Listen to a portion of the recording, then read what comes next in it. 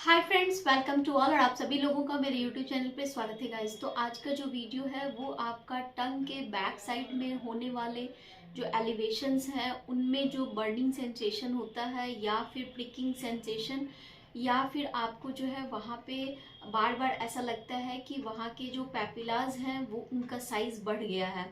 तो ये किस कंडीशन में होता है और इसको हम लोग क्या कहते हैं?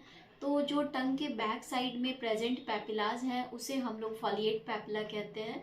और जब इसमें इन्फ्लामेशन यानी कि एलिवेशन या रेडनेस आ जाता है और इसका साइज इंक्रीज हो जाता है तो इसे हम लोग फॉलिएट पैपिलाइटिस कहते हैं।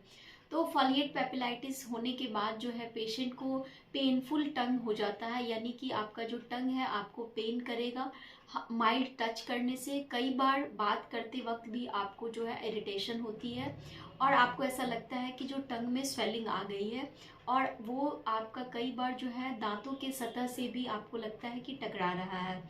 तो ऐसे सिचुएशन में जब आपको ये चीज़ें फेस करनी पड़ रही हैं तो आपके जो टीथ हैं उनका क्या रोल होता है उस पर हम लोग बात करेंगे, प्लस हैबिट का क्या रोल है। और ऐसे पर्सन जिनके की टीथ अनइरप्टेड है और जॉ बोन के नीचे जो है इम्पैक्टेड है तो उनका क्या प्रभाव पड़ता है इन पैपिलाज पे। तो सबसे पहले हम लोग बात करते हैं कि जो पेशेंट जिनका कि अगर शार्प टीथ है तो क्या होगा। तो यहाँ पे शार्पनेस जो होती है वो आपके टंग में अगर इन्फ्लामेशन अगर जरा सा भी हो रहा है तो साइज उसका इंक्रीज हो रहा है। तो टंग का जो लिमिटेशन है आपका दांतों के बीच में रहना, तो साइज अगर इंक्रीज होगा तो बार बार वहाँ पे रगड़ लग सकती है। शार्पनेस से टीथ के शार्पनेस को आपको रिड्यूस कराना चाहिए और अपने निकट के जो स्पेशलिस्ट है उनसे मदद लेके आपके दांतों की जो है कस्पल ग्राइंडिंग उसे हम कहते हैं वो आप करवा सकते हैं। सेकेंड चीज़ है कि अगर आपकी जो कोई हैबिट है तो हैबिट वाले पर्सन को हैबिट इमीडिएटली छोड़ना चाहिए, क्योंकि कई बार क्या होता है कि आपको हैबिट को कंज्यूम करते हुए काफ़ी लंबे समय तक ये इरिटेशन बना रहता है जो कि टंग के बैक साइड में आपको प्रॉब्लम क्रिएट कर सकता है या गाल के सतह पे। तो टंग के बैक साइड में अगर आपका हैबिचुअल पर्सन है आप तो आपको इमीडिएटली जो है अपने हैबिट को बंद करना चाहिए।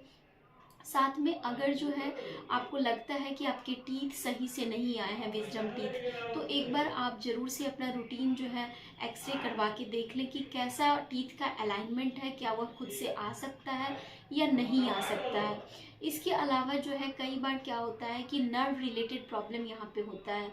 तो नर्व रिलेटेड प्रॉब्लम जैसे कि न्यूरैल्जिया जिसे हम कहते हैं, तो उसके कारण से भी जो है आपके टीथ में जो है कई बार जो है जो इम्पैक्टेड टीथ है वो प्रेशर क्रिएट करते हैं आपके जो लिंगुअल नर्व है उन पे। तो इस तरह से अगर आपके टीथ के अलाइनमेंट डिस्टर्ब है तो भी ये प्रॉब्लम हो सकती है। समटाइम पेशेंट का ये कहना होता है कि मुझे थ्रोट इन्फेक्शन होने के बाद ये प्रॉब्लम हुआ है, जो कि पोस्टीरियर टॉप सरफेस के जो पैपिलाज हैं सरकमवैलेंट वहाँ पे उन्हें ड्यूरिंग स्वैलोइंग जो है पेन महसूस होता है।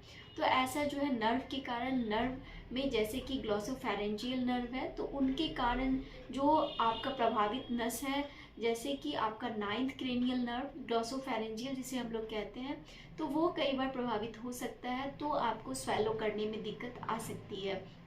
अगर कोई वहाँ पे ग्रोथ नहीं है तो नर्वल कॉजेज हो सकते हैं, लेकिन समटाइम क्या होता है कि पेशेंट का अल्सरेटेड वुंड हो सकता है तो इससे भी ये प्रॉब्लम आ सकती है। तो आपको सबसे पहली चीज़ कि अपने से बहुत ज़्यादा इसको सोचना नहीं है, आपको सबसे पहले अपने नियर बाय स्पेशलिस्ट से मदद लेनी है। साथ में यह जानकारी भी आपको मैं बता दूं कि कई बार जो फीमेल पेशेंट होती हैं वो एनीमिक होती हैं या फिर उनका जो है कैल्शियम विटामिन D3 ये सब कम होता है, तो उसके कारण से भी ये प्रॉब्लम हो सकती है। तो कई बार जो है विटामिन B12 डेफिशिएंसी के कारण जो है टंग में आपका जो ये प्रॉब्लम आ सकता है। कई बार B2 के डेफिशिएंसी से यानी कि जो राइबोफ्लेविन है विटामिन उसके कारण डेफिशिएंसी से ये प्रॉब्लम आपको टंग में आ सकती है, बर्निंग की या फिर चुभन की समस्या।